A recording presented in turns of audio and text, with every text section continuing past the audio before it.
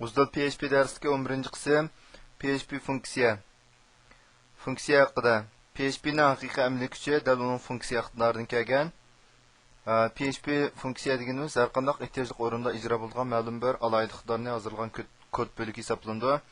PHP'ning o'zida 700 dan ortiq ikki qism funksiyalar belgilangan. Bu ikki qism funksiyalarni bevosita ishlatalaymiz. Biz bu darsimizda o'zimizning funksiyasini yozishni o'rganamiz. İkinci funksiyani qurish. Barliq funksiyalar function. Ondan keyin bu inglizcha function bo'lsa, anki bu ama tırnaq ichiga ilingan holatdagi ma'qul alqiliq so'z bilan boshlanadi. Funksiyaga ism qo'yish. Ism funksiyadan aks ettirish kerak. Ondan keyin o'tir tırnaq ichiga ilingan qismi funksiya kodi hisoblanadi. Üçüncü funksiyaga soliq uchur qo'shish. Agar har qancha holatdagi qiymat olgan funksiyani amalga oshirmoqchi bo'lsak, soliq uchur qo'shish orqali amalga oshiramiz. Soliq uchur bu tırnaq orqali belgilanadi.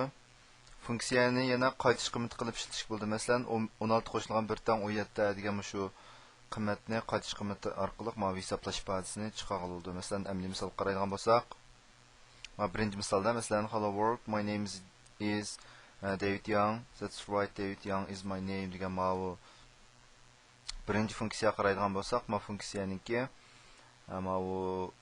bu yer funksiya mayadagi bu iko qismidagi shu David Young degan mazmunni biz ko'rsatib yani funksiyaning mazmun bo'ligi, anki funksiyaga aniqlab berilgan qismi. Anki buni yetkazib ishlatgan vaqtda mayada masalan write my name tırnaqchiga bu dal mushadagi funksiyani yetkazib ishlatdi. Buning mazmuni bo'ldi. Shunga bu yerda ko'ringan mazmun bu aralashadi keldi. Ikkinchi misol qaraydigan bo'lsak, buningdimi shu write my name anki mayaga if name deb oldida qiymat bergan, mayaga if name deb qiymat berdik. Bu yerda funksiyani ishlatdi.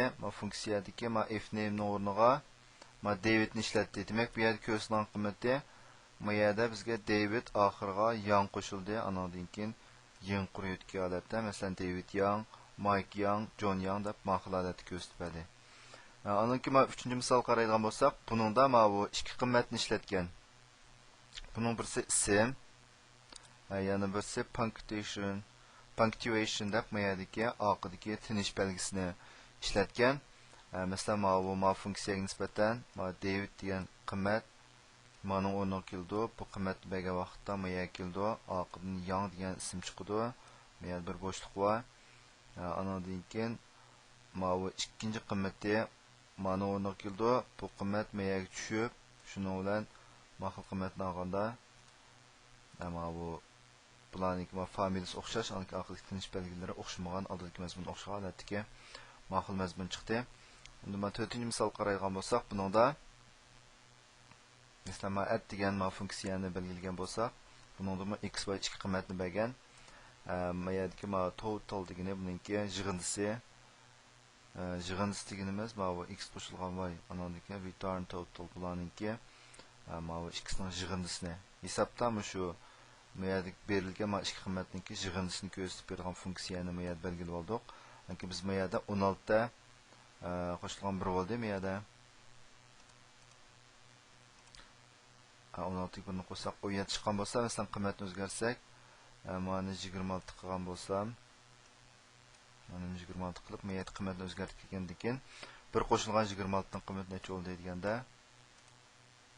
mana 27.